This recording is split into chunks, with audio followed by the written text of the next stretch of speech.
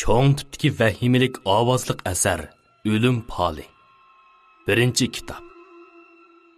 6-qism.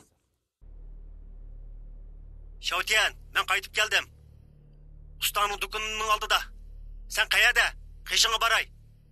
Qanqa chichayli? Tun kecha qovoqxonasi tarafda. Qaltisqo. Meni 20 minut saqlab tur, ha? Hozirli boraman. O telefonda oldirab qo'yibdi. Qara ma'qulni. Gapimning oxiri chiqqicha qo'yibotganini. Lekin uning paydo bo'lishidan mo'xshal bo'ldi. O o'yin qepi ham qaram bo'g'ashqa o'yin tomosha sohasidagi ishlarni besh qo'ldek biladi. Kim biladi? Jinning jasini tepishimga yordam beramdi taxi. Allah hazal yarim soat o'tgandan keyin uzun chosh quyib olgan bir arvohdek oldimga keldi. Kelishgan yigit, birsini saqlab otamsiz? Bu senmi? Uning yuziga tükürib etishdan o'zimni orom tutib oldi va uning chiroyiga sinchilab qarab, mo'risini tutib, tashvishlangan holda tasalli berdi. Kenjan, sen soltek nemishqa tushkunlashib bundaq bo'lib ketding? Chichingni yasatqudakmi puling yo'qmi? Men yasitib qo'yay. Yo'qlar voy onangni. Zotenjan qaqaqlab kulib ketdi. Saraliq dangal. Buni moda deymiz, bilamsa? Sen tompaygo modaning nimaligini tushunmaysa? O shundoq deginicha peshonasiga mangla chashni yana bir qitim qo'yirdi. Bu harakat ixtiyorsiz holda Huangbo apandining asabiy tosh nomli asrdagi klassik bosh chayqash harakatini esimga soldi. Bo'ldi, u gaplarni deyishmayli. Ko'rishmagili 3 yil bo'lib qopti. Bu qatam tuyuqsiz qaytib kelib. Gapim tugmay turib, Tianjin birdilla quchqimdagi xo'rozga qarab qo'ydi. Ammo quchqimdagi xo'roz shu hamon biror kushandagi yo'liqqandek lag'ildab titrashga boshladi. Xo'rozni quchoqlab nima qilsa? Men atrofni ko'zlab o'tgandan keyin uning qulog'iga pichirladim.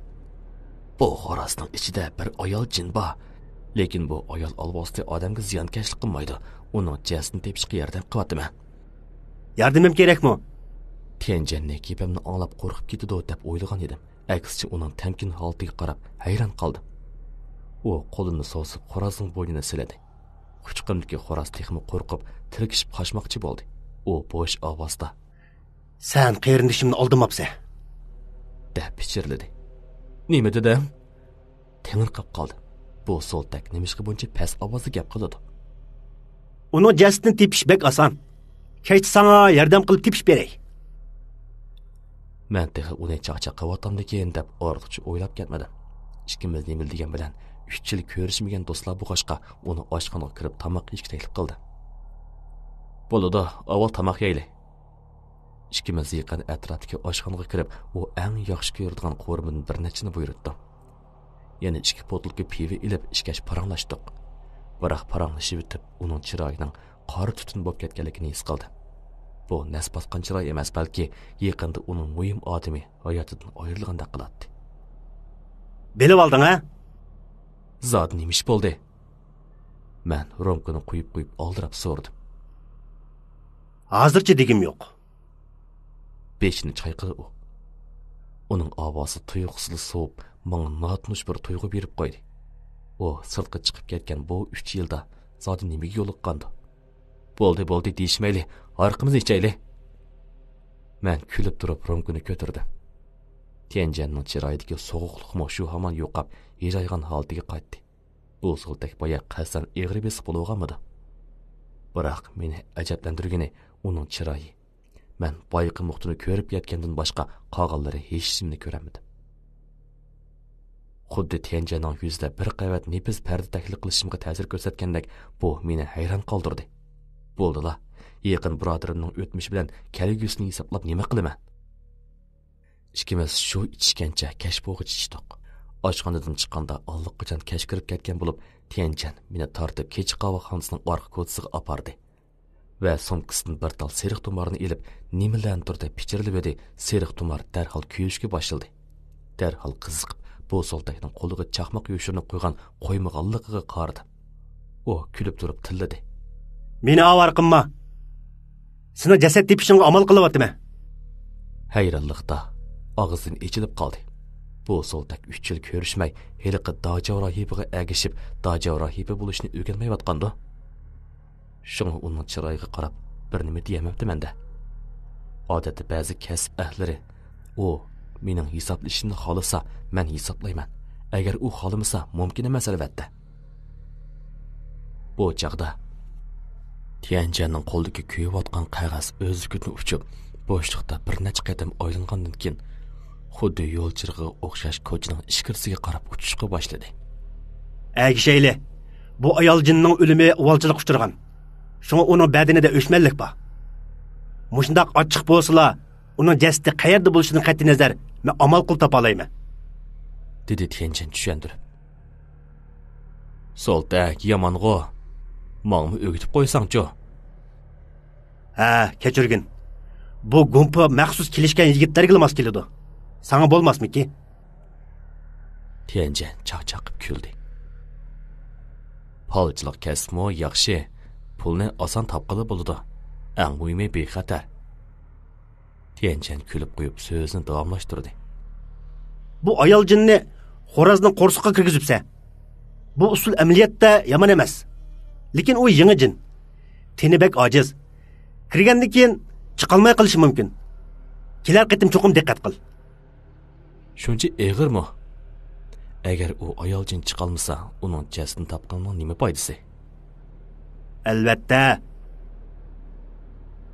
Jin alvostilariga oid ishlarda meni nopozliq mutaxassis desa lop emas. Jinning gapiga amal bor ishonma. Nima uchun? Chunki jin ming yangi o'zgardi.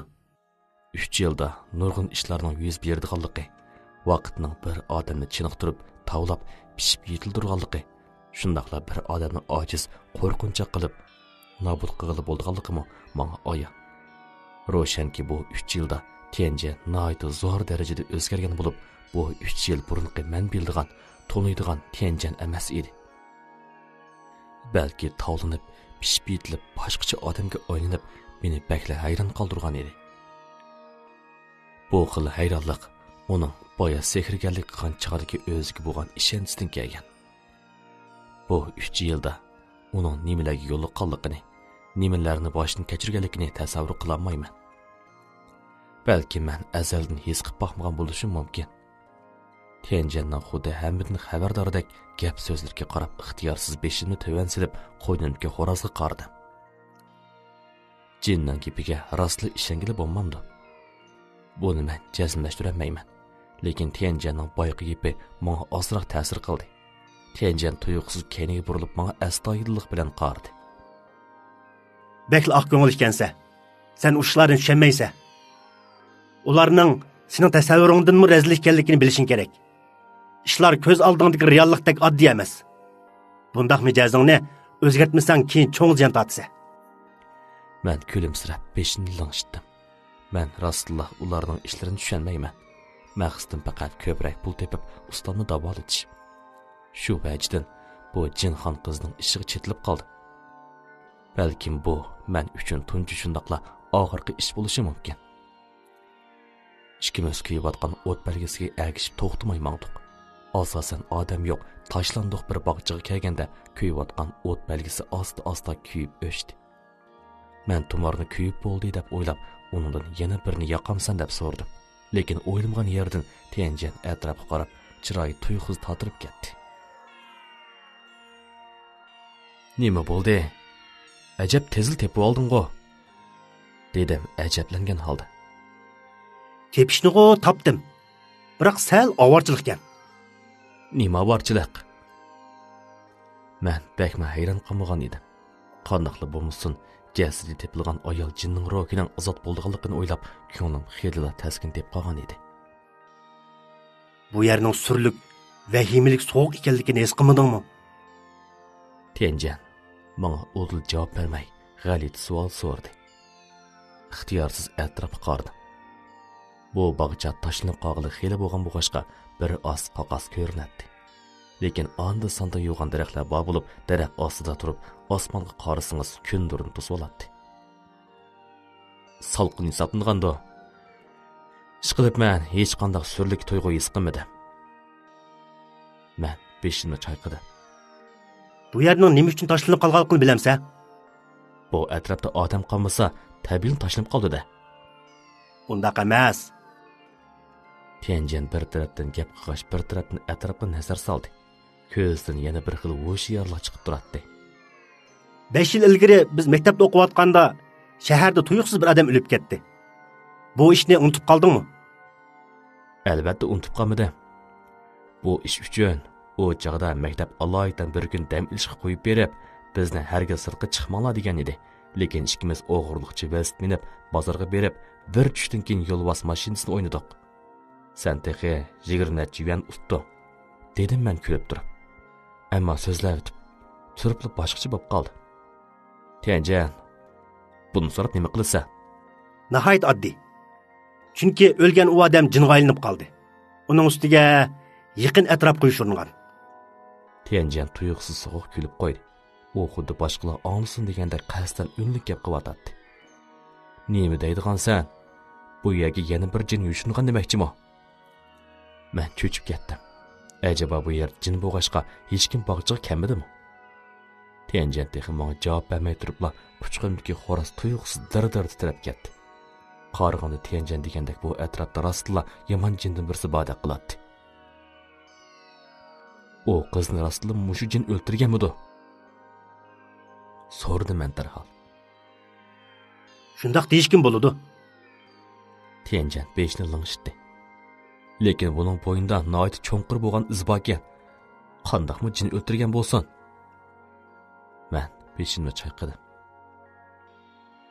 Jinmi odam o'ldirsa org'amni shiltamdi. Tianjan menga mast-mastlik bilan qarab qo'ydi. Sen soltak menga bo'yintovlik qilma bo'lamdi, ha? Tianjan bu gapni qilib bo'lib, so'ngkisidan bir kichik botlukini chiqarib, 2 tomchi ko'k rangli suyuqlikni to'kib, qopqiga surkidi. Buning nimaligini bilaman. Kolining ko'z yoshi maxsus olbosni ko'rish uchun ishiltildi. Tianjan atrofga ko'z yugurtib, oxirida u nazarni bir cho'ng daraxtga tikdi. Men mu ixtiyorsiz shu tarafga qaradim. Tianjan degani bir qeri anjur daraxti bo'lib, nurg'un daraxt piliki sanglab turardi. Heliqi jin daraxt pilki bilan bu qizni o'ldirib atganmidi? Badani muzlagandek so'g'uq titrak o'lishib ketdi. Ozroq qo'rqayotgan bo'lsam-mu chandurmay Tianjanning keyin ehtiyot bilan ergashdim. Biroq bu yoba anjur daraxtiga yaqinlashgan sari kaynimdan shapi chiqayotgandek, xuddi birsi kaynimdan sovuq shamol chiqarayotgandek his qildim. Yerda qilin bir qavat sarg'ayib ketgan daraxt bo'pirmoqlari turardi. Dassiganda xuddi adiyolni dassigandek rahat ham elastiklikqa ega edi. Quloq tubimda yana bir qatam ayol olvosdan ojiz ovozi anglandi. Ustoz, meni dasivatdingiz. Men sizni dasib oldimmi? Siz hozir xo'rozni qo'rsqib tursangiz, men sizni qandoq dasayman? Men oldirab tinab yumshoq yerga qaradim. Buning ostiga bir jasad ko'mib qolganmidi? O'ylab mushiga kelganda tinim titrab, oldirab tinab, chattirab sakrab o'tib oldim. Tianjan yenik kulib qo'yib, qo'li bilan tortib yurib, chirib ketarib qolgan yupurmoqlar ostidan bir odamning qo'lini tortdi. Rostli jasad bor ekan-ku. Hayronlik ichida zo'ng'izib o'ltirib yordamlashdim. Odamning kiyimi, odamning puti, egiz boshliq oyoq, bir parcha totirib ketgan qog'ozdagi yuzi ko'z oldimda paydo bo'ldi. Jasadning bo'yniga chirigan yupurmoqni ilib o'tib, qaytib turib qoldim. Bir tal barmoqim cho'nglikdagi tom inchki daraxt piliki uning bo'ynini ching siqib turardi. Xuddi uni qo'yib bermagandek. Men o'lib ketdim. Men amdala 19 yoshga kirgan edim. Quloq tubimda bir pas yig'i ovozi anglandi. Ko'nglimda urishdan boshqa men yana nima qila olayman? Daraxtdagi bu jin o'lib ketgili necha yil bo'lsa-mu ro'y qaytmadi. Shunga chiqib odamga ziyonkashlik qilsa bo'ladi. Ayollar jinga nisbatan nihoyat yaxshi quvvat to'risi. Uning ustiga bu ayol sal g'alita. Dedi Tianjan. G'alita? Bu nima degani? Men homiqib turib qoldim. Agar men xato ko'rmagan bo'lsam, u qamariya yili tug'ilgan bo'lishi mumkin edi. Şuna u jin uning qo'l silib, uning muzakkar yerlarini sömürüp, u alvasti yo'lini cho'ngaytib etgan. Tianjan bu gapni qilib bo'lib chiroyi tutilgan holda o'rnidan turdi hamda qo'lini o'rib bir seriq belgini chiqardi. Jasadni tez ilib ketgan, dedi Tianjan buyruq talaffuzida.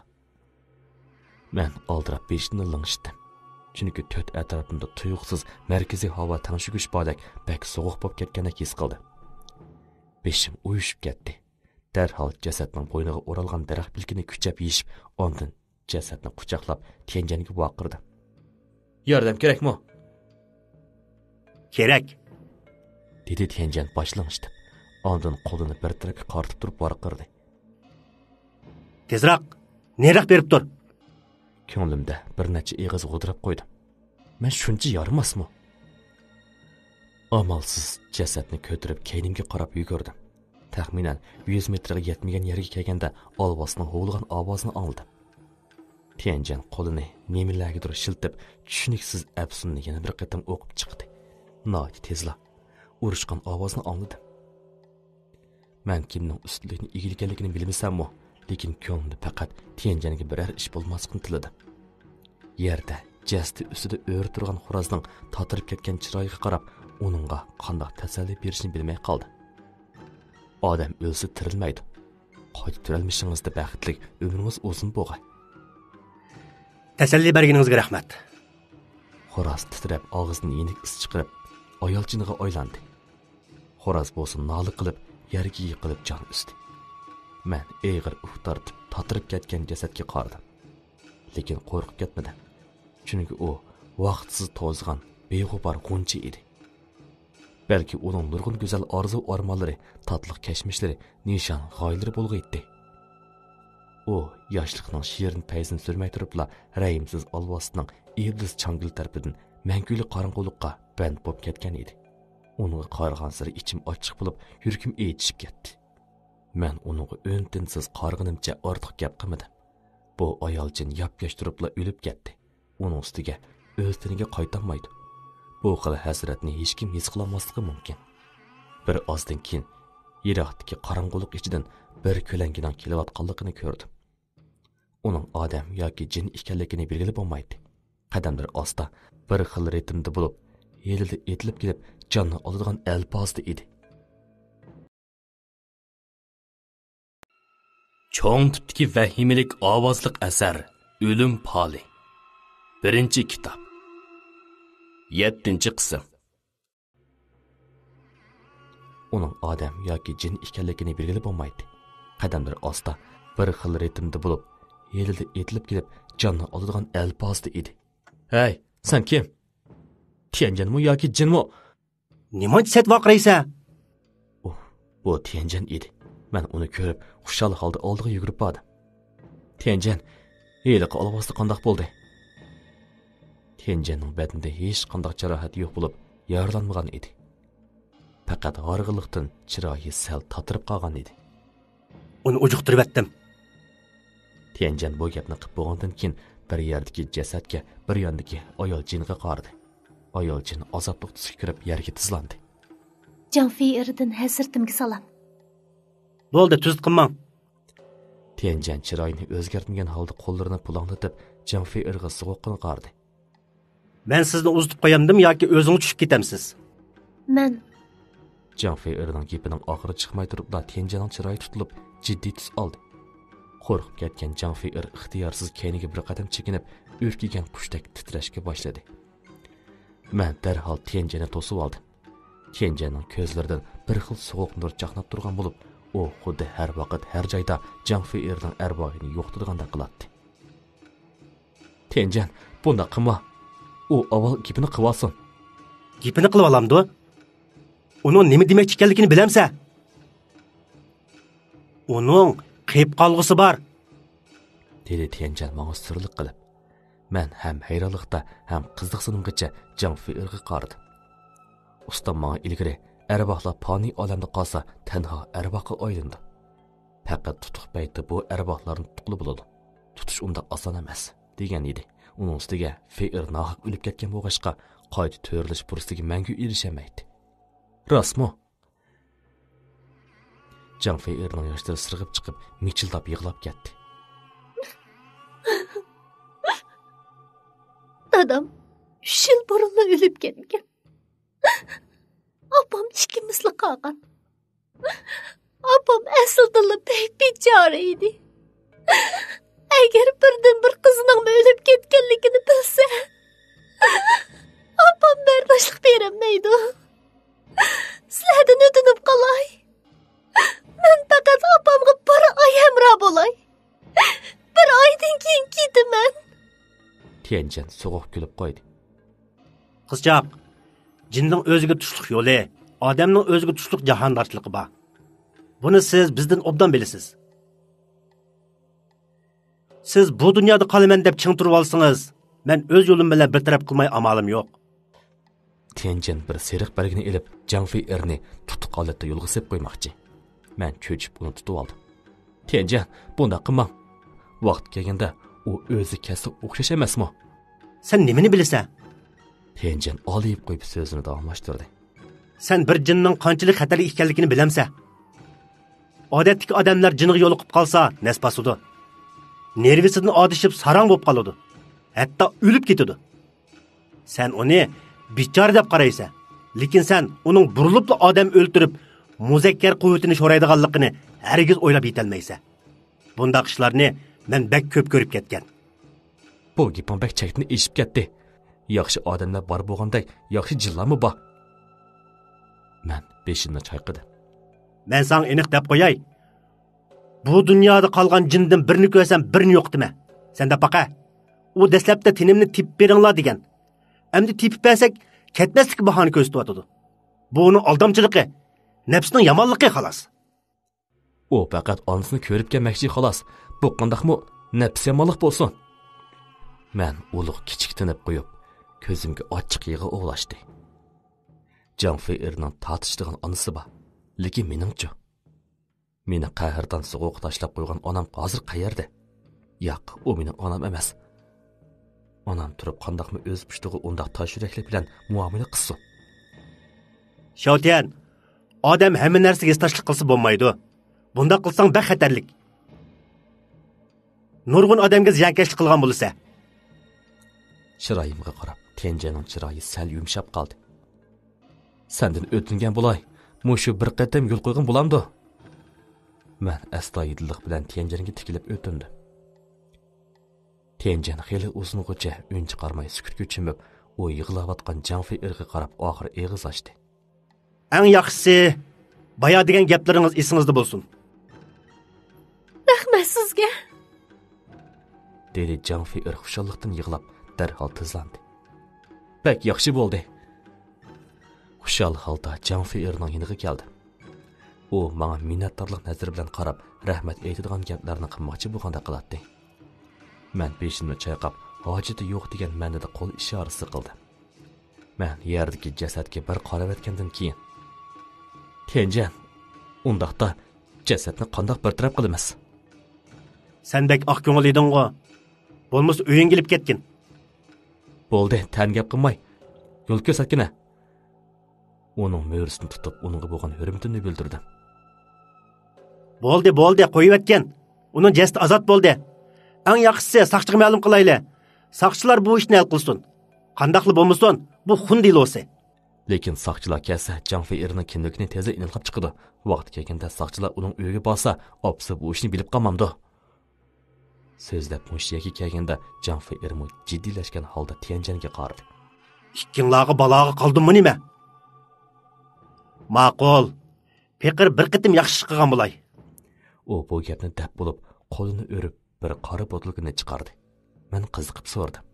"Bu nima?" Lekin Tianjan menga javob bermay Jang Fei-erga jimjit qarab qo'ydi. Jang Fei-er o'zining badaniga qarab beshini ling'ishdi. Tianjan ishkilanmasdan botilkani ochdi. Bir xil oq gaz chiqqan suyuqlik Jang Fei-erning yuziga tamchildi. Bir tamchi ovoz Jang Fei-erning jasadining qo'shimisiga tushdi. Hamda parga o'ylangandek bir qavat oq tutakka o'ylanib Jang Fei-erning yuzini qopladi. Men buning nimaligiga hayron bo'layotganda meni cho'chitib o'tgan bir ko'rinish paydo bo'ldi. Chunki bir qavat so'z istidak uning yuzini yepib turadi. Lekin noit tezla ses qon suvi eqib chiqdi.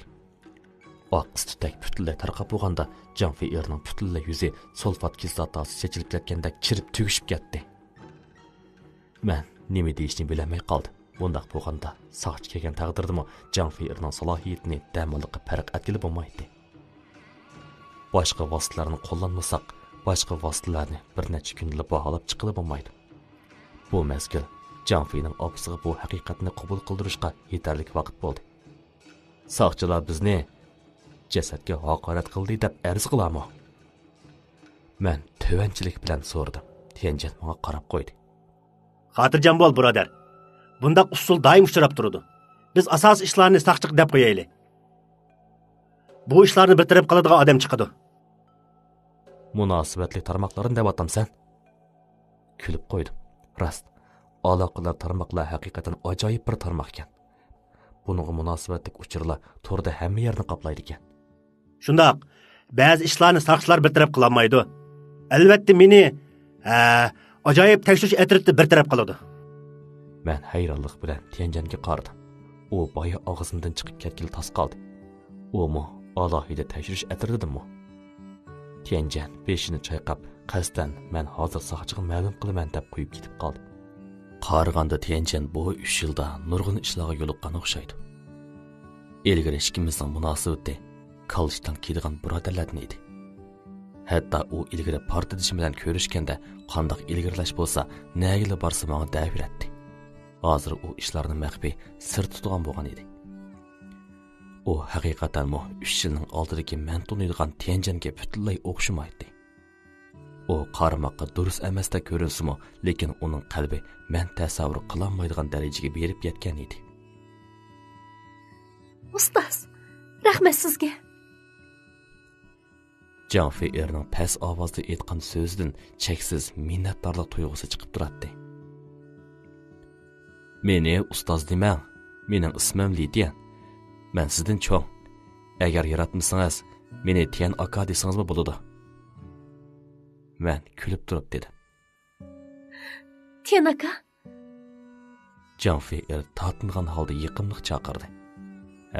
Bu gapingiz to'g'ri bo'ldi. Enimdan og'rinmang, u mushundoq odam. Og'zi qattiq, ko'ngli yumshoq. Bilaman. Tian aka, sal turib men uchun Jan akamga rahmat aytib qo'ying. Janfiyer beshni lingishdi. Men Janfiyerning uyining qayerdaligini, opasining qancha yoshga kirganligini so'radim. Lekin telefon bergan Tianjan tuyuqsiz yugurib keldi. Chatoq bo'ldi, men bir ishni unutib qoptiman. Janfiyer. Tianjan sal o'ng'aysizlangan holda so'zini davomlashtirdi. Navod u tutilib qolsa, bu dunyodagi tutuq shaharga polib etildi. Men cho'chib ketdim. Ixtiyorsiz atrofga bir qur ko'z yugurtgandan keyin undaqda qanday qilish kerak deb so'radi.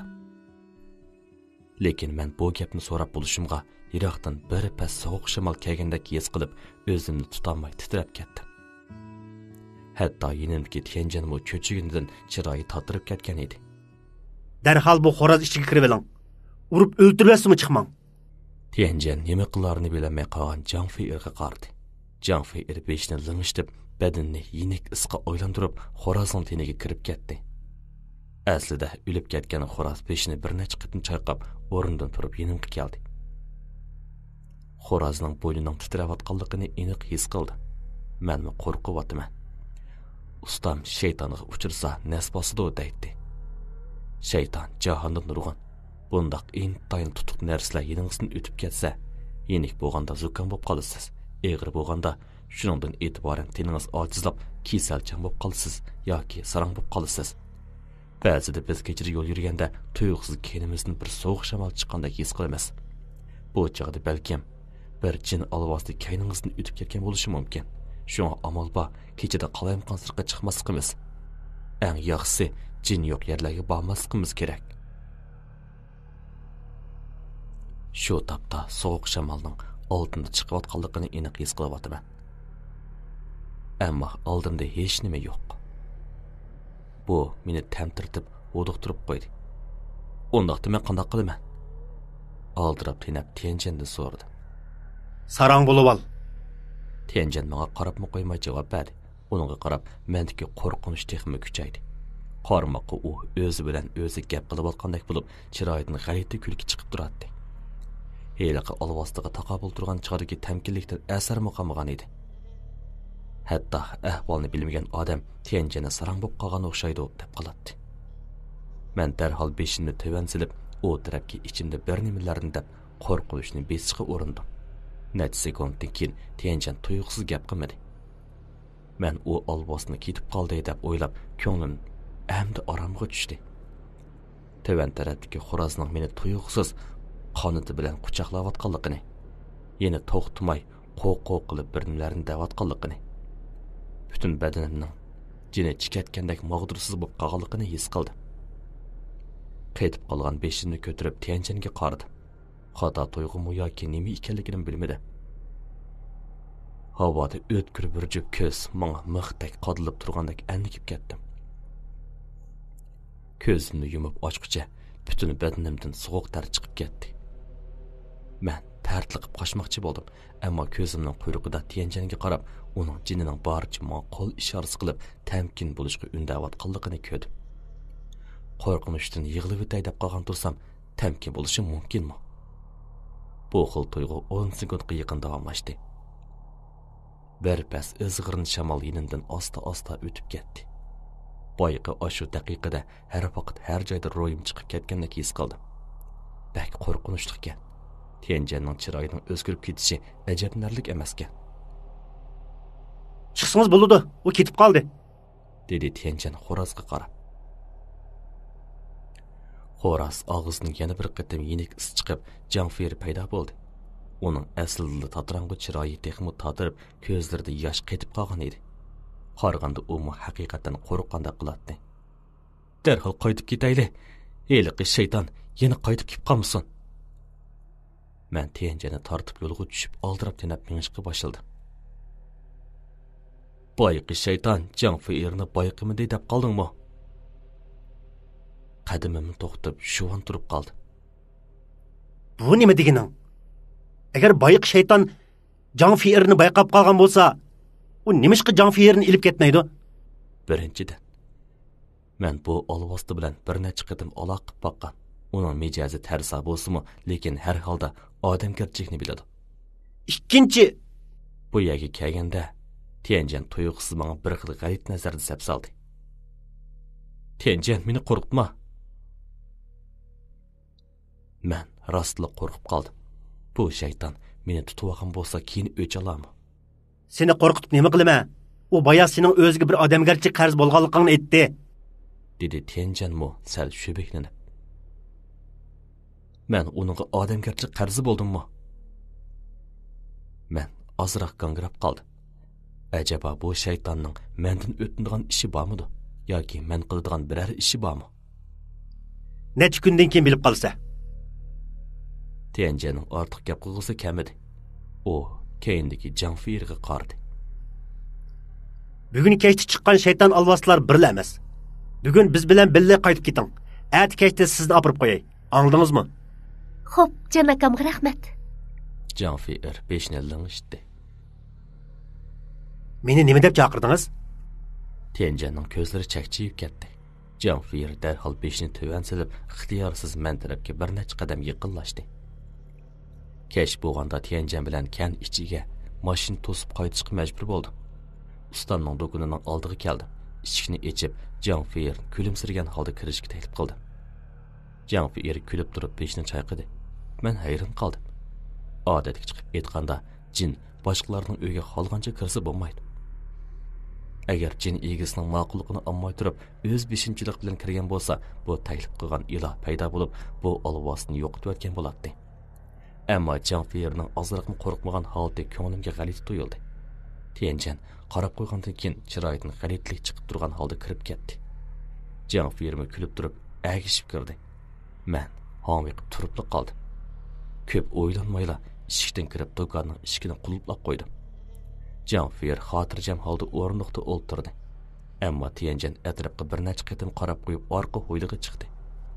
Uning chiroyidagi g'alati tus borgan sari quyuqlashdi. Ichimda nima deyishimni bilmay qoldim. Bu Sultakning yo tunji qatim ustozining do'koniga kirishi bo'lmasa, bu qatim chiroyi o'msalug'i. Birodar, nim bo'ldi? Do'konning yer sharoiti boshqachimi ekan?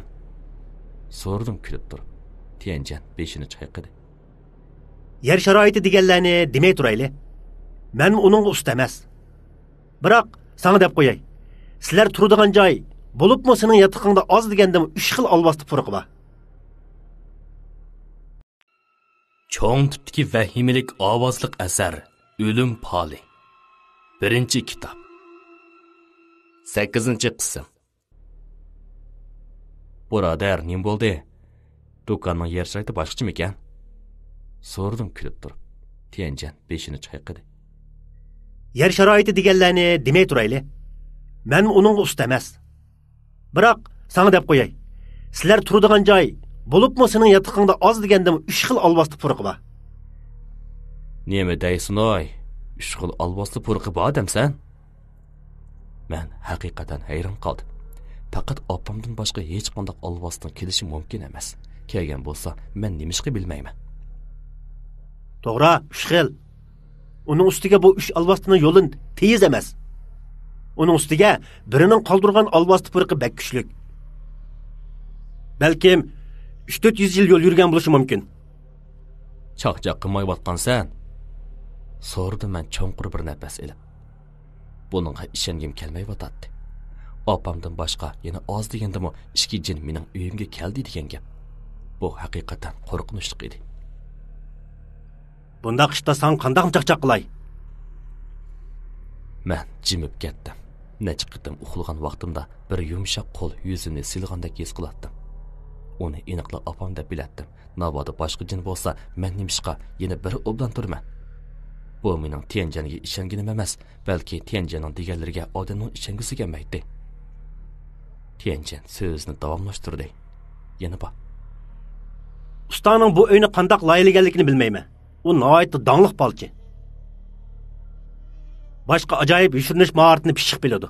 Lekin u bu ishlarni azroq tushunish kerak edi. Sen shuncha uzun turib, acaba azroqmi normal emasdek his qilmadingmi? Bu deganing men gangirab qilishga boshladim. Do'konlarning ishiga qara. Nədimi g'arib qaraydigan do'kon bo'lsin. Ishik oldidagi palampay texi 3 qavat. Xato demagan bo'lsam, bu palampay tuxumak tarixi bilan isilgan qish bilan yasalibdi. Do'kon ishikimi tuxumak tarixidan yasalibdi. Bu nima? Quloqqa yoqmaydigan gapni qilsam, jin ishiki degan shu. Maxsus alvasti kirib chiqadi.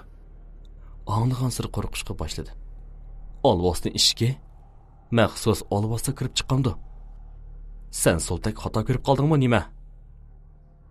Men rostla hayron qoldim. Ustam bu do'konni maxsus odamning kesilib ko'rdigan tursa, qandaqsiga jin ishik loyihlab jillarni kirgizdi. Lekin Tianjanning meni oldishning hojati yo'q edi. Ishonmasang, deganim bo'yicha o'zing ko'rib baqsang bo'lmadimi? Dedi Tianjan jazmlashtirib. Qo'rqinishni zo'rg'a besib, do'konning oldiga kelib, burnim bilan do'konning ishigini purab baqdim. Ondan ishik oldida zo'ngzib o'ltirib, yerga shuncha sinchilab qarabma sababini faqat bilamadim. Mening nadimi undaq ko'zim bo'lsin. Yana ishonmayapsan? Beshimni chayqadim. Bu ishini ishonmaslik emas, balki ustozim nimishqa bundoq qiladi? Undaqda o'zing obdanroq ko'rib tushunib olgin. Tianjan so'mkadan bir kichik qutini chiqardi. Ochgandan keyin men bir qism kul ekanligini ko'rdim. Tianjan qo'li bilan bu kullarni tutib, 3 qavat palampaga asta-asta chechivdi. Meni hayron qoldirgan ko'rinish asta-asta paydo bo'ldi. Osmonga chechilgan yer yuzida tabiiy bir qavat inchki chang to'zon bor edi. Ammo muhimi bu inchki chang to'zonlar xuddi bir qilibga o'xshaydi. G'alita o'ltirib ketgan bo'lib, quruq oyoq izlari ko'rinib turardi. Oyoq yeganlarmi, yalong oyoq yurganlarmi, cho'nglarmi, kichiklarningmi bor edi.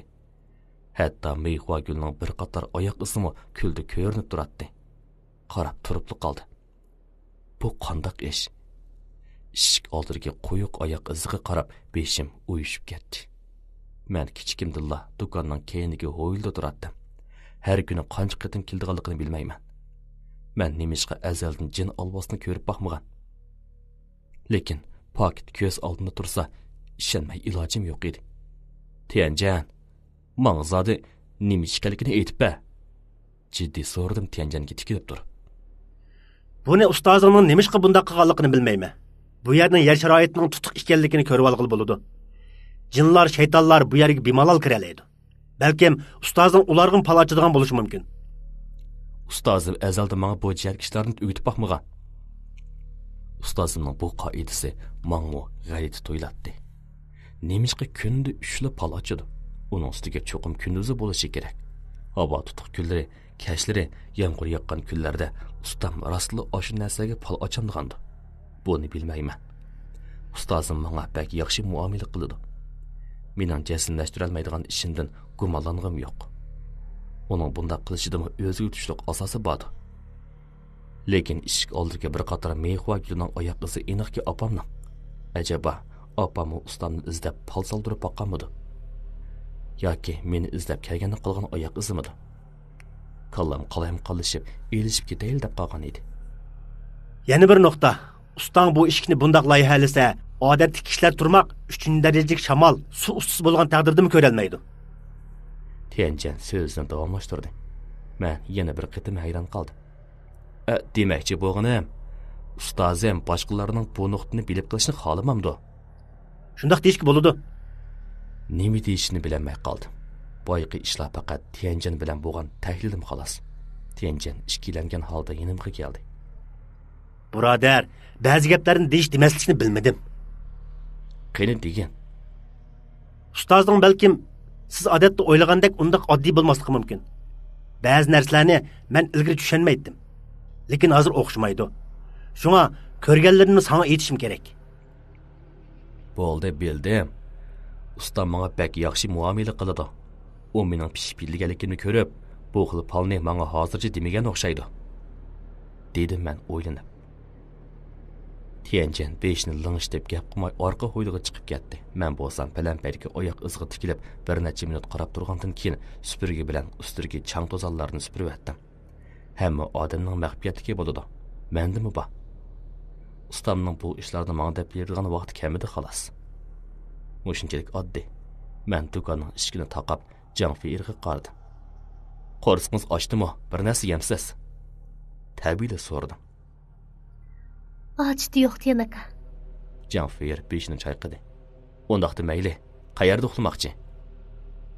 Men uxlamayman. O yana beshini chayqadi. Undaqda siz bir oqshom nima ish qilmoqchi? Men hayron qoldim. Uxlayolmayman. Uxlayolmasingizmi uxlang. Hargiz sirtqa chiqmang. Bugun sirtda nurg'un olvoslar bor. Dedim uningga jekilib. Undaqda men o'rindiqda o'ltirib uxlay. Deb Janfir qaytadan o'ltirib darhol ko'zni yumdi. Tianjanga karavatimga o'rinsiz bilib, o'zim polg'ili adiyal tashlab yotdim. Amdili ko'zimni yumishimga Tianjan tuyuqsiz mendan so'radi. Sizlarning kentda oldingi kunlarda 2 odam o'lib ketdimi qandaq? Bu gapni anglab boshqacha his qilib qoldim. Tianjan tekshirish atritidan bo'lishi mumkin. Nima degan bilan ikkisining o'limi pek g'alita. Agar u bu ikki odamni opam o'ldirganligini bilib qolsa, opam rostli xatar ichida qoladi. Undaqda uning bu qitim tuyuqsiz qaytib kelishi mushu ish uchunmidi? Nimish gap qilmaysa, sen meni kimning qilganligini bilmaydi deb qoldingmi? Tianjan tuyuqsiz o'ltirib, menga kulimsirab qaradi. Men damoliq nima deb javob berishni bilmay qoldim. Tianjanma kichik vaqtimda opamning qaribi necha kun boqqanligini biladi. Hozir uning mahorati pek yuqori bo'lib ketdi. Opam uningga taqabul turolmaydi. Men bir pas o'ylanib boqqandan keyin astoydillik bilan so'radim. Tianjan, menga rost gap qilgan. Bu qitim zotni nima uchun qaytib keldi? Buni so'rab nima qilsa? Acaba mening qaytib kelishimni qarshi olmamsa? Dedi Tianjan gapni qasdan burab kulib turib. Qarshi olmayman emas, balki men sening nima demak ekanligingni bilaman. Lekin deb bera olayman. Ikkimiz birodar, sana ziyonkashlik qiladigan ishni qilmayman. Tianjan qasdan mujmal gap qilib mendan ahvolni yo'shirgandek qiladi. Qaraganda uning bu qitim tuyuqsiz sehrgarlik mohiri salohiyatiga qaytib kelishi uncha oddiy emasdek qiladi. Yana sening oldingda men yanıla burunqiman. Bu nuqta hargiz o'zgarmaydi. Әмісі yürküm o'rniga tushdi. Ikimiz burunqi ishlarni asliga elib, muңdishib, xeyli vaqtcha uxlamadik. Rost gapni qilsam, do'stlar bilan chaqchaqlashib boqmag'ali uzun bo'pti. Do'st qayrindosh bo'lgandila turmushning lazzati bo'ladi. Gerçi Tianjianning qaytib kelishining zoti nima uchun ekanligini bilmasam-mu, lekin u menga mushundaq va'da berdi. Undaqda men tabiiy xotirjam bo'ldim. Parangdishib yetib, qachon uxlab qolganimni bilmay qoldim. Ertagan uyg'onganda Tianjian karavotda yo'q ekan. Biroq qarasam uning sumkasi bor ekan. Nashliq og'ida chiqib ketgan o'xshaydi. Kiyimini kiyib do'koniga kelganda Jiang Feirning meni saqlig'iniga xeyli bo'lgandek turadi. Tian aka, sizda qosh tishi degandek narsalar bormi? Men bugun kunduzda yiningizda bo'laman. Kechda mangay. Bor. Sal to'xtab turing. Men beshimni ling'ishtirib pokaga berib, tartmadan bir parcha qosh tishini ep chiqdim. Jiang Feir "Amisman kirib ketdim" dedi. Ondan yenik isqi aylanib qosh tishining ichiga kirib ketdi. Qosh tishi ko'zni yumib ochguncha sovib qolgandek, xuddi muz pardisdek bilindi. Men kulib turib qosh tishini qo'ynimga silib, eshikni ochdim. Ondan shahardagi doktorxonaga berib, ustamga balnisti yetish pulini topshirmoqchi bo'ldim. Tönügünki 20 ming yuan ustamning 3 kunlik balnisti yetish haqqi va davolanish xarajiga yetadi. Bu meni xotirjam qildi. Doktorxonaga berib pul topshirgandan keyin ustamning yotog'iga kirsam, ustamning chiroyi tatirib, qalbga yerilib ketibdi. Burnim echib ketdi. Ustam pek og'ir yaralangan bo'lib, qon ko'p chiqib ketgan edi. Qachon hushiga kelganligini bilmayman. Ustam, do'kondagi ishlarni azirman. Siz uyg'ongacha do'konni yaxshi boshqarib turman. Yaxshi orom eling. Men past ovozda so'zlab bo'lgandan keyin bir necha minut turib do'konga qaytdim. Yanıla Tianjianni ko'rmadi. Ko'nglim bir qism bo'lib qoldi. Bu soltak atdigani nima ish qilib ketdi? Ko'nglimda gumon paydo bo'ldi. Men mu ortiq o'ylamay, tabiiyla do'konning eshigini ochib savdo qildim. Bir kirsa, ondan ustamning davolanish pulini topa olayman. Bir tushdan burun o'tirib, meni sal umidsizlantirgani shuki, bugun hech kim kirmadi. Narsa kerak setib oldiganlar pek oz. Fal ichish u yoqda tursin, amalsizlikdan men faqat keyniga berib qolgancha bir tuxum qo'rmasini qo'rib qo'rsqini to'yg'izib, ondan tushdan keyin davomlashtirishga tayyorlik qildim. Biroq uda tushdan keyingacha o'ltirib, do'konda oran necha 10 yuanlik savdo qildim. Buningdan sal o'diqib qoldim. Agar atim shundoq bo'lsa, ustamning har kunlik necha ming yuanlik davolanish haqqini qanday chiqara olayman? Kech bo'lganda qancha qatim uxtatganligimni bilmayman. Tian aka, ansirman. Bugun savdo yaxshi bo'lmasa, ati cho'qim yaxshi bo'lib ketadi. Qulog'imga Jiang Feirning ovozi anglandi. "Rahmat", dedim past ovozda. Kech bo'lganda Tianjianga telefon beray deb turishimga birisi kirib keldi. "Xetaga, kip qapsizg'o. Bir narsa olamsiz?" So'rdim men kulib turib. Xetaga mukantga koni tunishlardan bo'lib, menga yaxshi muomala qiladi. Ustozning yaqin birodari edi. O'zimga kerakli narsalarni setib olay deb kelishim. Xetaga kulimsirab kirib keldi. Men uning oldiga chiqay deb turishimga qulog'imga tuyuqsiz Jiang Feirning jiddiy ovozi anglandi. Tian aka, bormay turing. Men hangiqib qoldim. "Nim bo'ldi?" Jiang Feirning tuyuqsiz shundoq deganini anglab, chiroyimni o'zgartmay past ovozda so'radim. "Nima ishqa bundaq deysiz? Xitoyning mijozi pek muloyim, kentdagi nomimi yaxshi. Ajaba Jiang Feirning yog'och ekanligini ko'rib, meni ehtiyot qilsin dandig'andi." Tian aka, "Qo'rqmang" dedi. Jiang Feirning ovozi yana bir qatam anglandi. nimadan qo'rqaman? Men kulimsirab qo'ydim. Gerçi mening yuragim bek cho'ng bo'lmasimi, lekin qo'rqinchli emas. Bu odam o'lib ketganda qiladi. Nima? Cho'chib ketdim. Unlik ovozimda nars tanlayotgan Xitoyga qiziqib qarab qoldi. "Nim bo'ldi, Xiaotian?" So'radi Xitoy kulimsirab turib. "Ha, hech yo'q. Men oldirab beshimni chayqadim. Xitoy kulib qo'yib, davomli bir narsa talashga boshladi. "Xato ko'rib qoldingizmi?" Men darhol Jiang Feirdan so'radim. "Nimanda qo'rqinchli gap qilasiz? Bir obdan Xitoy qandoqsiga o'lib ketadi?" Uni putiga qarang. Janfiyerning gapini anglab, ixtiyorsiz uning putiga qardim. Qarmasam bo'pti ekan. Bir qarabla yana bir qatim varqirab akil tasliq qoldim, chunki Xitag'amning puti laylab yuratdi. Xitag'am rostli o'lib ketdimi? Qanday mumkin bo'lsin? Ko'nglimda ishongim kamayotdi. Lekin ko'z oldimdagi pokitga ishonmay ilojim yo'q. Bu narsani qandoq sotdingiz? Xitag'am bu joyda tuyuqsiz eshik oldidagi bir qog'oz odamni ko'rsatib turib mendan so'radi. Xitag'am hozir o'ziga ayol tanlayotdi. Onun laylab turgan putini hisobga olmaganda boshqa turqi odamdan farqlanmaydi. Badanim mag'dur sizlanib, yelirim chiqib ketadigan taqiladi. Ko'nglimda qo'rqish bir sabab, texmo muhimi Xitag'am tuyuqsiz o'lib ketdi. O'mo burunqi chinyog'achiga o'xshash Xitag'amning chiroyidan qaraganda hargiz bundoq baldur o'lib ketmaydi. Ondaqda uningga cho'qim boshqalar siyankash qilgan gap.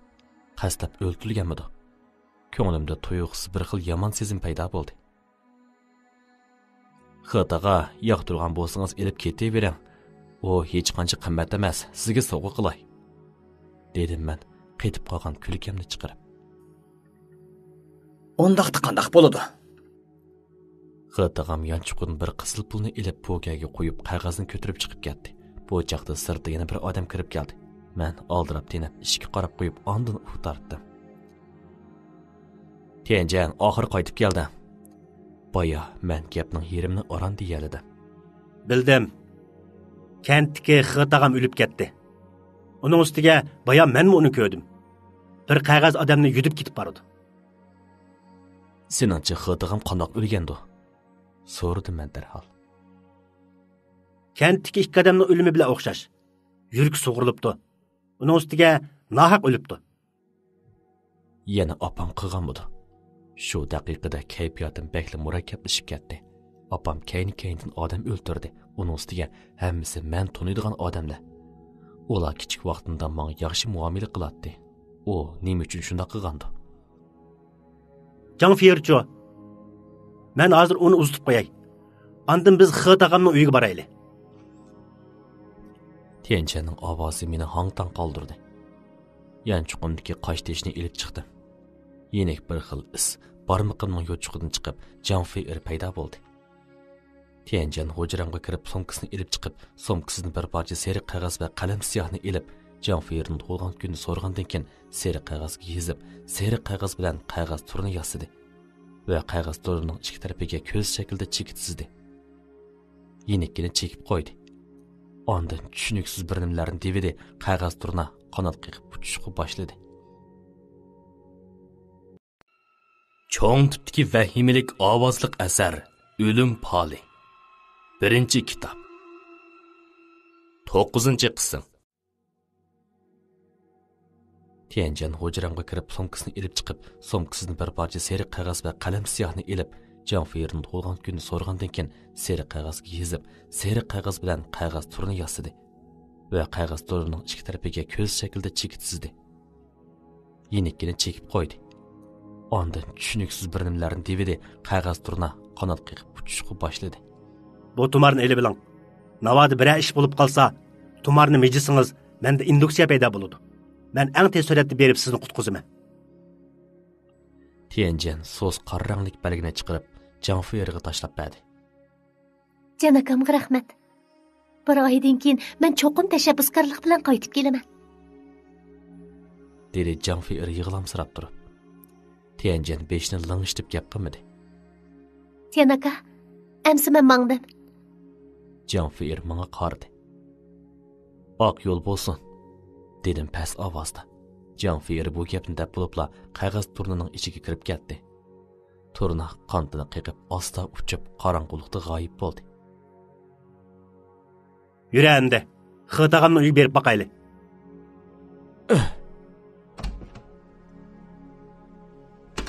Men peshinni lang'ishtib do'konning eshigini yopdim. Ishkaylan tez suratda Xitag'amning uyiga qarab mangdim. Xitag'am uyda yolg'iz turardi. U ilgari uy o'chaq bo'lgan bo'lib, 18 yil ilgari xotini qizni elib ketib qolgan edi. Shuningdan keyin Xitag'am qayta uylanmadi. Shunga Xitag'am yetim yesir, panohsiz odam hisoblanadi. Xitag'amning uyiga kelganda eshik oldida tig'i ko'yib tugilmagan bir parcha o't yalquni so'z nur chiqarib turardi. Men ixtiyorsiz atrofga bir necha qarab qo'ydim. Xitag'amning arbohi har holda ko'rinmadi. Men Tianjandan so'ray deb tursam, u tashabbuskorlik bilan eg'iz ochdi. O'chib ketdi. Bu gapning ma'nosini albatta tushunaman. Tianjan eshikni ochib uyga kirib ketdi. Zal o'tirsida yuragi sug'ur bilingan jasad yotgan edi. Quyuq qon purqun qusvatga tas qoldi. Xitag'amning qo'rqib ketgan ko'zlarining menga tikilib turganligini, yo'g'inab ketgan ko'z qarchiqini, qo'rqinish holatini ko'rib, beshim uyushib ketdi. Tianjan qo'shilmasini turib zo'ngzib o'ltirib Xitag'amning jasadini tekshirishga boshladi. Men qo'rqinishni besib, Xitag'amning jasadiga yopilgan dokini qayirdim. Umid qildiqnim, bu ishning bo'ri opam bilan munosabatsiz bo'lib chiqishi edi. Lekin uning maydasidagi tirnoq izlarini ko'rgandan keyin qalbimdagi umid nuri butunlay yo'q chiqqan edi. Joyimda hangiqib turib qoldim. Bir necha minutdan keyin Tianjan o'rnidan turdi. Xiaotian, menmi sendan ushurmayman. Bu qitim qaytib kelishim, ilgari kentda o'lib ketgan ikki odam bek g'alati bo'lg'achqa, yuqori meni bu ishni betaraf qilishga avatdi. Men peshinni ling'ishtib gap qilmadim. Nima deyishimni bilmay qoldim. Tianjanning salohiyatini tunuguli paras qilib bo'lgan edi. Shunga bunga hayron qolmadim. Ammo o'ylamagan yerdan bo'ri opam yana odam o'ldirgan edi.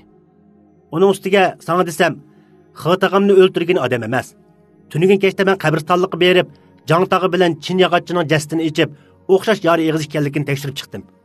Demak, kentda o'lgan 3 odamning hammasini odam o'ldirgan emas. Shunga bu qitim uni o'ldirish uchun keldingmi? deb so'radim men Tianjanga tikilib turib. Tianjan qilcha ikkilanmasdan beshini ling'ishdi. Lekin sen menga qarindoshlarimga ziyonkesh qilgan ishni qilmayman deb va'da berganding-ku. Ichim ochiq bo'lib qoldi. Opam ustozimni eg'ir yaralantirdi. Bu qitim Tianjan mushi ish uchun qaytib keldi. U degan sehrgar. Undaqda opam uchrab qolsa ehtimol. Xiaotian, mening bu ishni qilishim faqat bizning o'rnimizda izzat hurmatimizni qaytarib kelish uchun. Odamning qoidasi bo'ladi. Alvastiningmi qoidasi bo'ladi. Aslida bir-biriga daxl qilmaydi. Lekin u chegaradan o'tib ketdi. Shunga men cho'qim qo'l silishim kerak. Uning ustiga odam jin alvastining qo'lida o'lsa bo'lmaydi. Bu nuqtani tushunishingni umid qilaman. Bo'ldi, gap qilma. Men endi anglashga amalsiz qoldim. Tianjan menga qarab qo'yib gap qilmay jim turdi. Opam yana odam o'ldirdi. Mening tushuntirishga qurbitim yetmaydi. Faqat kichik vaqtimda menga hayotlik ato qilgan bo'ri opamning yaqin birodarim tarafidan o'ldirilishini xohlamayman. Tianjan Xitag'amning jasadini davomli tekshirishga boshladi. Men uning nima qilib atqanini bilmasam-mu, uning chiroyining borgan sari jiddilashib ketayotganligini ko'rdim. Xiaotian, Xitag'am bu yil qancha yoshga kirdi? 40 yoshlarga deyman. Uning bilan o'lib ketgan Jangtag'am bilan Chin yog'ochi-chu? 44-45 yoshlar o'pib yursa-da. 3 sonni deb bo'lib, ko'nglimda g'aritlik his qildim. Tutash sanaqsan, men Jangtag'amning o'lib ketganligini bilaman. Chunki u opamni yaralantirgan, lekin Chin yog'ochi bilan Xitag'amni o'lib ketgan. Ajabo opam butun son to'plamoqchimi? 43, 44, 45. Men Tianjanga jimjit qarab turdim. Bir necha minut o'tgandan keyin u yana eg'iz ochdi. Kent yana kim 46 yosh kirdi? Nemishqa bundoq so'raysan? Chunki yana bir hafta ichida o'xshash shu yoshga kirgan biraylar o'lishi mumkin. Rostni aytsam, Tianjanning bu gapini anglab, tabiiy holda ishongim kelmadi. Chunki opamning kentdagi kishilarni mushundoq kayni-kaynidan o'ldirishga ishongim kelmaydi. Buni aniq bilmayman. Kent boshqa bilishi mumkin, dedim past ovozda. Undaqda yaxshi. Biz atil kent boshliqning uyiga boraylik, dedi Tianjan o'ylanib turib. Men beshimni ling'ishdim. Uyga qaytib kelganda soat 12dan oshgan bo'lib, Tianjan yanala mening karavatimda, men yerda yotdim. Yerim kechagacha uyoq-buyoqqa o'rilib, ondan garang holatda uxlab qoldim. Men bir qabohatlik tush ko'rdim. Tushimda Tianjan u qo'liga shaptul yog'ichidan yasalgan qilishni ilib, bo'ri opamga sanjimoqda edi. Opamdan chiqqan qon taraf-tarafga chechilatdi. Mən yugurib berib uni to'sdim. Yig'lab, tizinib turib, uningdan o'tindim. Lekin Tianjan menga zotli parvo qilmadi. Yana opamga to'xtamay qilisan jetdi. Opam menga mushundaq yiroqdan qarab turadi. Men qabohatlik tushdan cho'chib uyg'onib ketdim. Butun badanim chiliq-chiliq ho'l bo'lib ketgan edi. Dariza sirtiga qarab baqsam, tong yurib ketibdi. Nim bo'ldi? Qar besib qaptimi? Tianjan menga qiziqsinib qaradi. Yo'q, hech ish yo'q. Ikkimiz oddilan nashtilik qilib, kent boshlig'ining uyi tarafga qarab mangdik. Kent boshlig'ining uyi kent beshida bo'lib, ancha yiroqmi emas edi. U atigalik bozorga berib kelsa kerak, sevati bir tal o'ltirilgan beliq turadi. U Tianjanni ko'rib, mo'rsiga urib salomlashdi. Tianjan g'o deyman. Qachon qaytib kelding? Nemishqa mening yonimga kelib, o'ltirib ketmaysan? Mana hozir keldi-ku, dedi Tianjan kulib turib. At degandila kelib qapsala. Nemish bor edi? Tianjan bilan bir-birimizga qarashib qo'yib eg'iz ochdi. Kent boshlig'i, ikkimizning kelishida boshqa ish yo'q. Shu sizdan so'rab baqsam, kentda qancha odam bu yil dal 46 yoshga kirdi? Nemi ikkinglar boshliqlarning yeshini surishtirib ketdinglar? Undaq emas. Bizning buni so'rashimizning sababi bor. Sababi bor dedingmi? Amsa sen soltak avval dapaqa. Zodi nima sababdan? Dedi kent boshlig'i menga qarab. Men ho'ngib qoldim. Qandaq eg'iz ichini bilmay qoldim. Acaba uningga Tianjanning taklifini aytib beraymi? Tianjan menga bir qarab qo'yib ko'z ishorasi qildi. Bu kentliklarni sarosim soladigan ish bo'g'ashqa har ikkilimiz damoliqqa nima deyishni bilmay qolgan edik. Mening gap qilmaganimni ko'rgan kent boshlig'i kulib turib, beshini chayqadi. Ikkinglarning gap qilolmaydiganliginglarni bilatdi. Kiranglar. Kent kishilarning materialini ep beray. Men xushal bo'lib darhol Tianjan bilan kent boshlig'ining uyiga kirdim. Kent boshlig'i nopos tashirishda ishiltilgan bir daftarni chiqarib, bir xoza oqtirgandan keyin bizga 3 odamning 46 yoshga kirganligini aytdi. Birisi shahardan uy setib olgan, uning ustiga kentga noit oz qaytadi. Bu opam qo'l soldigan nishon emas. Kent boshlig'i yan familiyalik yana bir oilani tilga oldi. Umi yolg'iz turdi ekan. Ikkinchisidan keyin kent boshlig'i kulimsirab gap qilmadi. Yana biri-chi? Qiziqib so'radi. Tianjan ulug' kichik tenib qo'yib kent boshlig'iga qarab osta so'zladi. Yana biri kent boshlig'i o'zi. To'g'ri.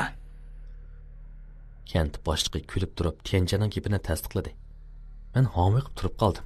Bu gapcha yan familiyalik bilan kent boshlig'i opamning andiki qo'l sizish nishoni ekanda. Lekin boya kent boshlig'ining chiroyini tafsili ko'zatdim. Opamning qo'l solmoqchi bo'g'ini kent boshlig'i emas-ku deyman. Kent boshlig'ining chiroyiga qarabla uning taqdirini his qilib bo'lgan edim. U jigar kesili bo'lib, davonlab yurib 55 yoshgacha yashayolaydi. 46 yoshda hargiz o'lib ketmaydi. Buni kent boshlig'i o'zini bilgachga yaxshi yeb, yaxshi ichib o'zini obdan kutatdi. Biroq taklif qilib mushiyaga kelganda men yana gumonlanib qoldim. Chini yog'ochchi bilan oqsham o'rgan Xitoyning chiroyini taklif qilgandimi, ularning bundoq boldir o'lib ketmaydiganligini aniq edi. Acaba taqdirim o'zgaramdiganda? Oddiy qilib aytganda, opam qo'l solganda ta'tir ish qiladi. Aslida umr to'shmagan odamni o'ldirish man bu ta'tir ish qilish edi. Ikkinglar nemishqa gap qilmaysizlar? Kent boshlig'i Xitoyga turgan oqsham o'lib ketdi. Nima? Kent boshlig'i cho'chiginicha menga tikilib qaradi. Shu daqiqada men uning chiroyidan yo'shig'ili bo'lmaydigan bir xil qo'rqinchni his qildim. Xuddi kent boshlig'i o'zining o'lib ketirganligini bildigandek qiladi. Bo'ldi. Ikkinglar qaytib ketinglar. Men xoylisiga berib qarab boqay. Lohimi o'lib ketibdi, dedi u tartib turib. Kent boshlig'i bu gapni deb bilibla tez qadam bilan Xitoyning uyiga qarab mangdi. Lekin men joyimda homiqib qoldim. Kent boshlig'i nima uchun lohimi o'lib ketdi degan so'zni ishlatadigandir. Acaba kent boshlig'i biror narsani bilandigandir. Tianjan bir pas o'ylanib olgandan keyin, meningcha u albastining klinik nishoni kent boshlig'ida qiladi, dedi. Men sukut qildim. Men Tianjan tilga olgan alvosning kimligi menga ayon edi. Biroq kent boshlig'i opamni ranjitib qo'ymagan tursa, opam nimishqa kent boshlig'ini o'ltirdi. Tianjan yiroqlab ketgan kent boshlig'ining keyindan bir haza qarab turgandan keyin keyniga yenib, uning uyiga kirdi. Boya kent boshlig'i oldirachliqda eshikni taqashni unutib qolgan edi. Nima qilay deysan? Hech yo'q. Nima jiddilashsa? Men ya o'g'irlik qilmasam, ko'rib baqsam bo'lmamdi. Bunda qilsang yaxshi bo'lmas. Men peshimni chayqadim. Boya kent boshlig'ining inkosidan sal g'alatilik his qilmadingmi? Dedi Tianjan tuyuqsiz. Aslida Tianjanmi boya kent boshlig'ining inkosining benormal ekanligini bayqagan edi. Shundaq. Men sal g'alatilik his qildim. Sal emas, xeyli g'alita. Başta o Xitag'ning o'lib ketganligini anglab qo'rqib ketdi. Ondan keyin xuddi o'limga hukm qilingan jinoyatchidek umidsizlanib ketdi. Shunga kent boshlig'ining uyida biror yeb uchi bormikin deb o'ylab qoldim. Men gap qilmay qoldim. Mening ko'rganim bir xil orom tepib qilish tuyg'usi bo'lib, Tianjanning deginiga tubdan o'xshamaydi. Amisi bili izlab boqayli. Kent boshlig'ining hujurasi noyta oddiy bo'lib, karavot, kiyim, ishkobi, televizordan boshqa hech nima yo'q edi. Men o yer bu yerni maltillab xeyli izlagan bo'lsam-mu hech nimani bayqamadim. Biroq Tianjan tortmisidagi qorong'u kotakchidan bir parcha suratni tepib oldi. Bu rangsiz ko'na rasm edi. Suratda 4 odam qo'llarini bir-birining mo'risiga ortib, giralishib, xushal kulib turardi. Odatdagi rasmgan. Kent boshlig'i nimishqa bundoq yo'shirib qo'ygandi. Men inchkilik bilan rasmga tikilib qardim. Gerçi surat tutuq, lekin men yanıla ularning ichidagi 3 odamning chiroyini farq eta olmayman. Ularning yengil o'lib ketgan chin yog'ochchi bilan yana birisi kent boshlig'i edi. Angchat turgan bireylarning chiroyi tutuqlashib, kim ekanligini farq etolmay qoldim. Men hayron qoldim. Bu suratdagi odamdan ikkisi o'lib ketibdi. Kent boshlig'i rostli keyingi nishonmidi? Bu rasm faqat tasodifiylikmi? Meni texma hayron qoldirg'ini, nimishqa avval o'lib ketgan jangtag'am yo'q. Suratdagi 4-chi odamni farq etolmadim. Biroq u hargizmi oldi bilan o'lib ketgan jangtag'am emas. Chunki jangtag'amning bo'yi kent boshlig'ining pakar, ammo bu suratdagi aniq ko'ngli bo'lmagan odamning bo'yi kent boshlig'i bilan teng edi. Suratdagi bu odam boya kent boshlig'i degan yang familiyalik odammi? Men suratdagi o odamni ko'rsatib turib so'radim. Yo'qay. Yang taqam ilgari bizning o'yliklar bilan yaqin o'tadi. Uning bo'yi bunchalik egiz emas edi. Qaraganda bu ish undoq oson emas ekan. Oson emas. Undoqda keyingisi kent boshlig'i ekanda. Shundoq-ku deyman. Kent boshlig'i Xitag'ning uyiga ketgan tug'i. Biz berib qarab boqayli. Dedi Tianjan o'ylanib olgandan keyin. Ma'qul. Men beshimni lingshitdim. Ikkimiz suratni asliga o'ringa qo'yib, Xitag'ning uyiga qarab mangdik. Kent boshlig'ining bexatarligidan ansirab, ikkimiz noyta tez yugurganicha Xitag'ning uyiga bordik. Xitag'ning jasadi tegichi yerda yotgan bo'lib, uyda odam yo'q edi. Kent boshlig'i yo'q ekan. U boya Xitag'ning uyiga borman degan tug'i. Tianjan ikkimiz bir-birimizga qarashib, sal g'alatlik his qildik. Kent boshlig'i yarim yo'lda boshqaga ketganmidi? Qaraganda u bizdan bir ishni yushirgan o'xshaydi. Endi qanday qilamiz? Ustozingning davolanish uchun har kuni xil pul ketadi. Shunga sen berib do'koningni ochqin. Men kent boshlig'ining uyiga berib, uni saqlab turay. Dedi Tianjan birdan o'ylanib olgandan keyin. Men Tianjanga qarab gap qilmadim. Nemish qilman qaraysa? Sen meni o'zingcha seni ayirib bitib, ondan opangni o'ltirdi deb qoldingmi? Men ashundaq odamman? Tianjan ko'zining paxtasini chiqarib menga ishonganlikdan norozi bo'ldi. Yo'q. Undaq bo'lsa nima bo'ldi? Sana hamroh bo'laman. Dedim unga astoydillik bilan. Sen? Men kulimsirab qo'ydim. Tianjan amalsiz holda meni agashtirib kent boshlig'ining uyiga qaytib keldi. Lekin kent boshlig'i ichida yo'q edi. Tianjan ikkimiz kent boshlig'idan qaytib kelishini kutib turdik. U Xitag'ning jasadini bir taraf qilg'ili. Odam izgil ketgan bo'lsa kerak. Uning ustiga ko'p kundizda opam qo'l sololmaydi. Ikkimiz atagandan tushkut saqlab, qo'rsqimiz ichib g'uldirlab ketdi. Men qaytib berib 2 kishilik tuxum qo'rimiz qo'rib keldim. Ikkimiz tomoqni yeb bo'lgandan keyin davomli saqladik. Lekin tushdan keyin kent boshlig'i yana qaytib kelmadi. Orliqda Xıtığanның uyga bordi. Ammo yana yo'q edi. O zodni nega ketgandi? Men beshimni chayqadim va daraxtga yamishib chiqib, davomli saqlamoqchi bo'ldim. Shotian, opang yaqindan beri seni ko'rgil keldimi? Tianjan tuyuqsiz so'radi. Yo'q. Men beshimni chayqadim, lekin Tianjan ishonmaganda qiladi. Rostli kammidi? Oldingi qatam opam odam siyoqida meni ko'gil kelganda buyon uni qayta ko'rib boqmadim. Ma'qul, sana ishonaman. Lekin senda so'rab boqay. Opang yana odam o'ltirib, jin alvastlarining qoidasiga xiloflik qilsa, men uning qo'l solsam, sen mendan og'rinamsan. Tianjan astoydillik bilan menga qaradi. Cho'ng tipdagi vahimalik ovozliq asar O'lim poli. 1-kitob. 10-qism. Ma'qul, sana ishonaman. Lekin senda so'rab boqay. Opang yana odam o'ltirib, jin alvastlarining qoidasiga xiloflik qilsa, men uning qo'l solsam, sen mendan og'rinamsan. Tianjan astoydillik bilan menga qaradi. Men homiqib qoldim. Shundoq. Opam begunoh kishilarni o'ltirib, 3 odamni o'ltirdi. Haqiqatan kechirgusiz gunoh bo'ldi. Lekin opam har qancha qabih bo'lsa-mu, kichik vaqtimda menga jirimni bergan ona edi. Yo'q. Men beshimni chayqadim. Undaqda nima uchun jinningning boricha meni to'ssan? Menmi bilmayman. Men yana beshimni chayqadim. Tianjan qo'shimimizda turdi. U menga birdan tikilib qarab turgandan keyin chiroyi birdila surlik tusga kirdi. Undaqda opang bilan birga o'lgun bormi? To'g'ri, mening hayotimni opam bergan. Men sening uni o'ltirishini to'smayman, lekin men uning bilan birga o'laman. Hey, sening bu qilg'ining men uchun eng chong to'salg'u bo'ldi. Men gap qilmadim. Ikkimiz xeyli uzun sukutda turdik. Bu chaqda telefonim tuyuqsiz sayrab ketdi. Qarasam, doktorxona ekan. Gumonlangan holda telefonni oldim. Li Juyining uydagilarmi? Men beshimni lanishdim. Bu ustamning ismi. Tez keling. Li Juyi doktorxonada hodisa uchirdi. Telefonni qo'yib o'tib jiddilashib ketdim. Ustamga nima bo'lgandi? Nima bo'ldi? So'rdi Tianjan menga qisiqib. Ko'nglim ig'ib ketyapti-ku. Ustamdan chatoq chiqqandek turdi. Doktorxonaga olib boqay.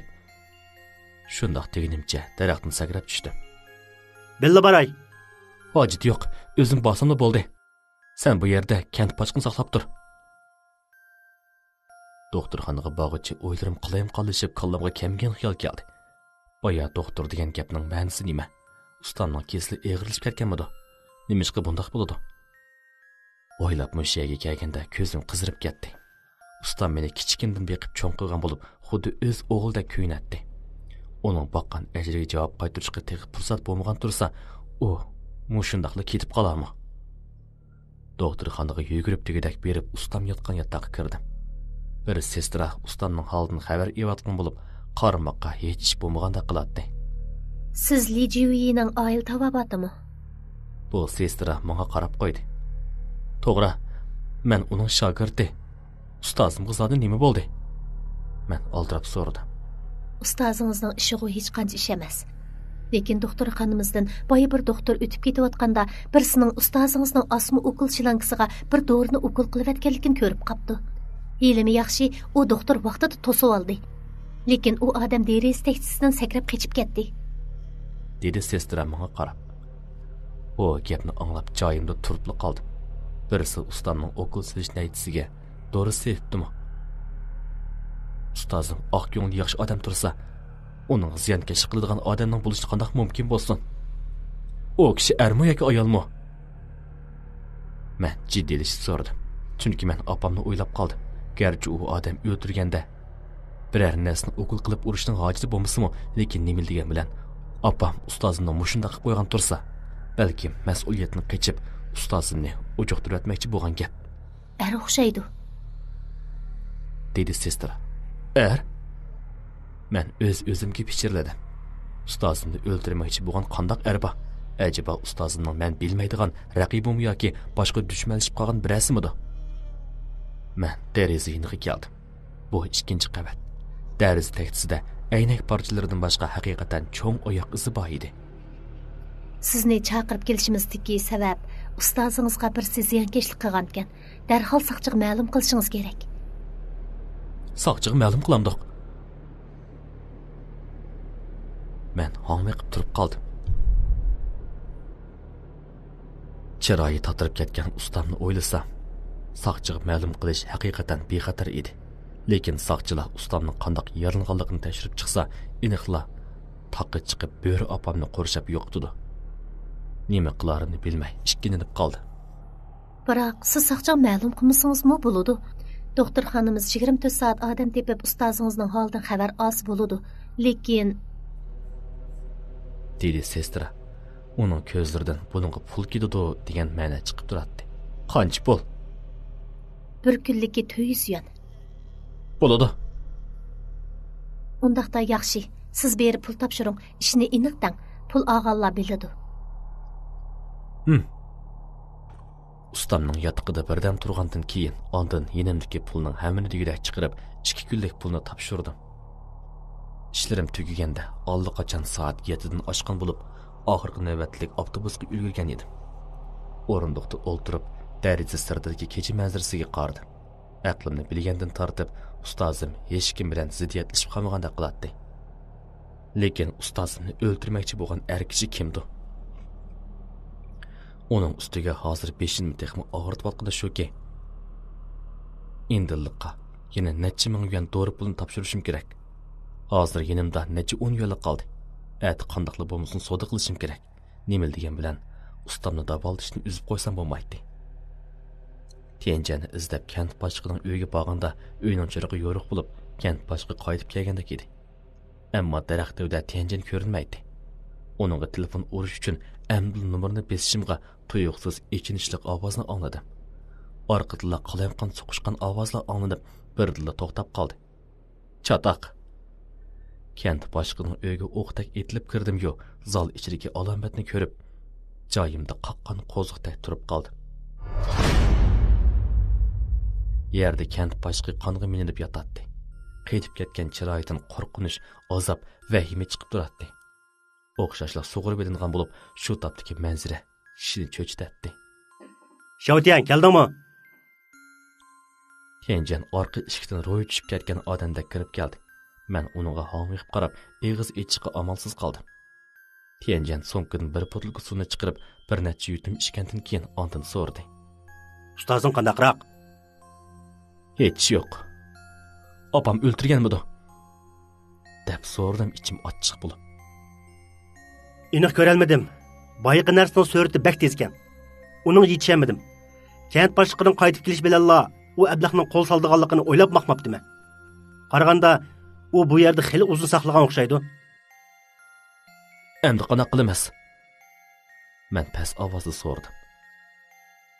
Men avval telefon qilib kent boshlig'i bilan Xitog'ning jasadini bitirib qilishga odam avatay.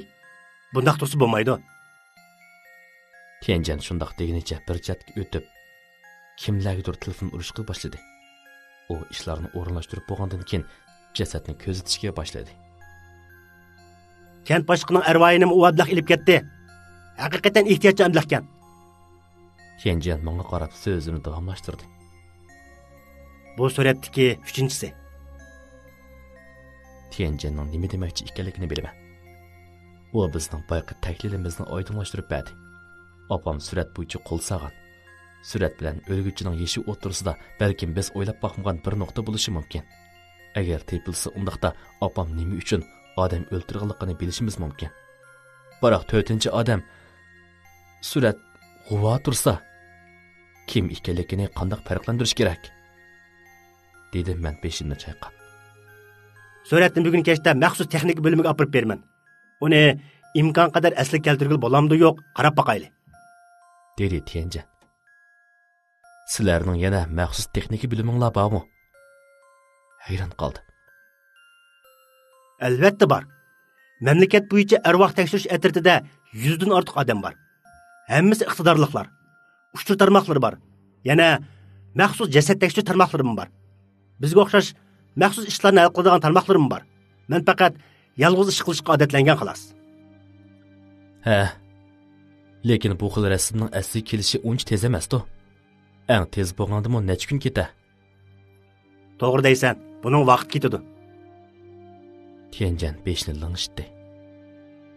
Shunga seni ata menga amra bo'lib taq chiqsgan deyman. Nima?